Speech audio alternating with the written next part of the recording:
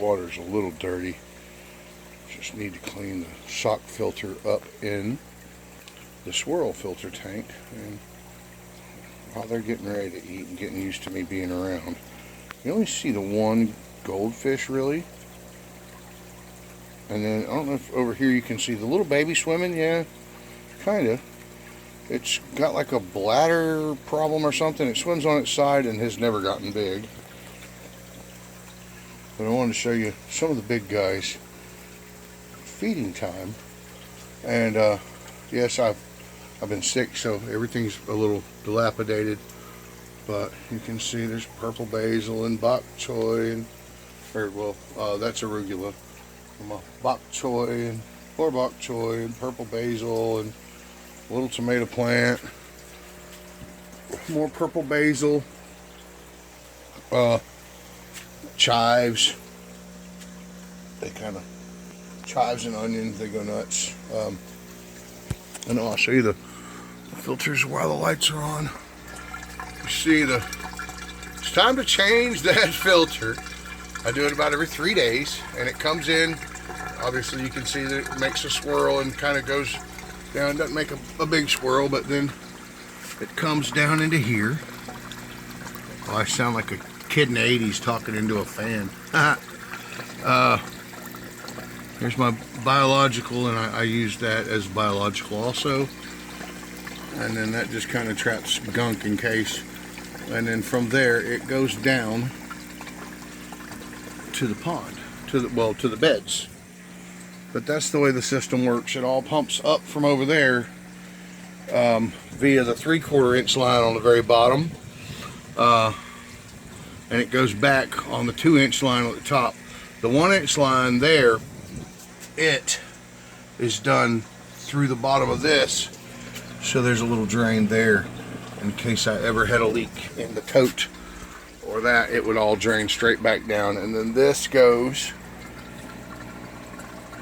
over to the barrel so I can drain the soot out of the bottom, the actual fish poo. I can take that and turn it back into composting stuff. But anyway, this is the system as it looks. We've broke down all kind of stuff, getting ready for me to move. That system's of course still doing fine. The whole thing is sold to my buddy Bobby. Bobby is going to take over all this. It might go dormant for a little while, except for the baby fish that are in here. He is going to raise the baby fish into a breeding stock, hopefully. And here, let me. This place is filthy. Let me show you over here. All right, look, I took that room down. We started packing. I got some basil drying on that box. Just got stuff everywhere, man. It's filthy. Just filthy. Anyway, more bok choy, thyme, of course pineapples and thyme and onions, and oh gosh, just it's everywhere. Makes for happy plants. All right, let's see. I ran out of tilapia food. I got to get some, but I'm fixing to harvest these, so I don't know. I'm kind of weighing on that. But I got this stuff. It's a mixture of the two kinds of large cichlid food from PetSmart. It's a mixture of the two kinds. We'll see if they're hungry. Oh. Well, are you going to show your face?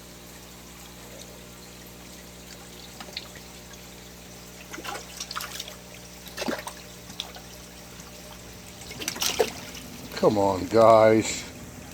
Get into the frame.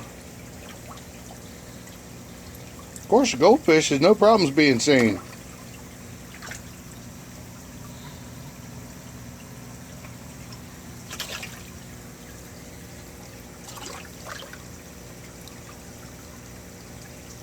There's some 8 or 9 inches down in there, guys. Some nice big tilapia. And there's some that are 4 or 5, but there are some healthy jokers in there. and they look tasty.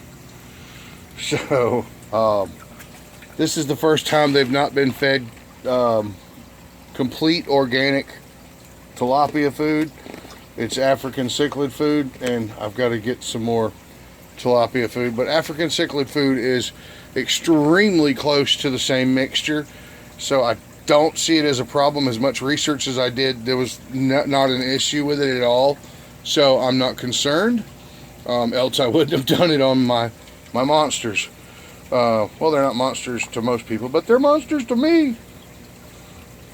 Anyway, guys, this is Ziggy with Redneck Aquaponics. Little update on the system, and it's all getting torn down.